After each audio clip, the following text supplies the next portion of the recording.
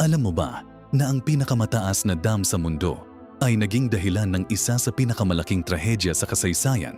Noong October 9, 1963, sa Italy, nangyari ang imposible. Ang Vajont Dam ay engineering masterpiece.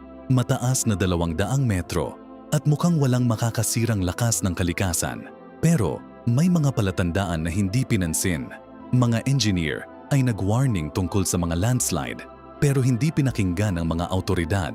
Noong gabing iyon, 270 milyong cubic meter na bato ang bumagsak sa tubig. Imagine mo, buong bundok na tumba sa loob ng ilang segundo. Ang resulta, 800 talampakang alon na lumampas pa sa dam. Sa loob lang ng mga minuto, 3 bayan ang nawala sa mapa. Mahigit 2,000 tao ang namatay. Ang dam mismo ay nanatiling buo, pero ang mga buhay na nawala ay hindi na maibabalik. Ito ay patunay na kahit gaano pa kagaling ang engineering, kapag hindi natin ginagalang ang kalikasan, tayo mismo ang magdudusa.